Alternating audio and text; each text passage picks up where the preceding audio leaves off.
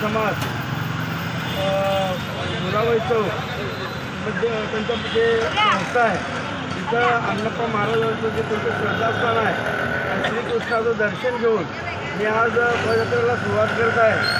मी आपल्याला आणि या सोलापूरकरातील सर्व जनतेला एवढं सांगू इच्छितो की गेले 10 ते 15 दिवस मी सर्वसामान्य जनमानसामध्ये फिरत असताना, विविध भागात प्रचार करत असताना, विविध भागामध्ये आमचे कार्यकर्ते जात असताना जो जनतेचा उत्स्फूर्त प्रतिसाद यायला लागला आहे की त्यांना आता बदल हवा आहे. या सोलापूर शहर उत्तरमध्ये परिवर्तन हवं आहे. या तेच चेहरे पाहिलेले, तेच दिग्गज नुसतं नावाला आहेत, फक्त स्वतःची एखादी तुंबडी भरतात. बोलाची दहीन बोलाचा भात या उक्तीप्रमाणे त्यांनी या सोलापूरला भरकास केलेला आहे.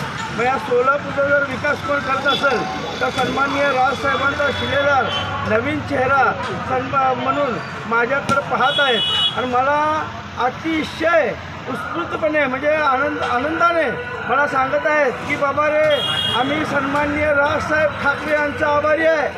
कारण आज आम्हाला खरोखरच या सोलापूर शहराला, या सोलापूर शहर उत्तरला एक सक्षम असा पर्याय दिलेला आहे. राजसाहेबांच्या विचाराचा राजभक्त आमच्या सेवेसाठी राजसाहेबांनी दिलेला आहे आणि आम्हाला पूर्ण विश्वास आहे, पूर्ण खात्री आहे की तूच या सोलापूरचं, या सोलापुरातील बेरोजगाराचं, या सोलापुरातील वंचितांचं, या सोलापुरातील कष्टकऱ्यांचं, या सोलापुरातील कामगारांचं आणि या सोलापुरातील जनसामान्यांचं जीवनमान उंचावण्यासाठी जे काही विजन, जे काही कल्पना आहेत सन्माननीय राजसाहेबांच्या तुझ्या माध्यमातून ज्या सोलापूरचा विकास होणार आहे. उत्तरला उत्तर आहे मनसे रेल्वे, महिला म्हणजे माझ्या माता भगिनी नाही. मी कष्टकरी वंचित म्हणजे गरीब कुटुंबातून आलेलं आहे आणि सर्वसामान्याच्या कुटुंबातल्या जे व्यथा आहे ते मला माहीत आहे.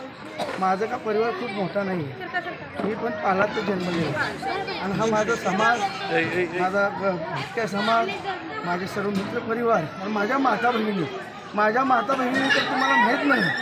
जर मी निवडून आलो तर तुळजापूरला बिगर चप्पलचं अनवाणी पाणी चालत जातो असं तरी नवज बोलतो. प्रत्येकाने आपापल्या हे केले. हा सर्व विश्वास सन्माननीय राजसाहेबांच्या विचारात. त्यामुळं लोकांकडे पैसे देऊन माणसं येत नाही, परंतु राज ठाकरे साहेबांच्या विचाराचा जो मनसैनिक आहे याच्याकडं एकमेव की राजसाहेबांनी खरोखरच एक निष्ठावंताला आणि एक सर्वसामान्य कुटुंबाला न्याय दिलेला आहे. जो आमच्या व्यथा विधानसभेत मांडल, जो आमचं काहीतरी आमच्या मुलाबाळाचं करेल ही त्यांना आशा आहे. त्यांनी माझ्या पाठीशी आहेत म्हणलं तर त्यांची माझ्यावर खूप मोठी जबाबदारी आहे आणि ती जबाबदारी पेलण्याचं शिवधनुष्य राजसाहेबांच्या आशीर्वादानं मी आज उचललेला आणि मला 100% विश्वास आहे की मी येणाऱ्या 23 तारखेला मी विधानसभेत माझा गुलाल उधळणारच आणि मी 100% माझं रेल्वेचं इंधन घेऊन मुंबईला जाणार. पूर्ण राजकीय चिखल झालेला आहे. माननीय राजसाहेब कायम हे सांगत आहेत, तुम्हाला सांगतो महाराष्ट्रात राजसाहेबांशिवाय दुसरा पर्याय नाही. त्यामुळं आमचा प्रत्येक उमेदवाराचा विजय निश्चित आहे अशी मी तुम्हाला खात्री देतो.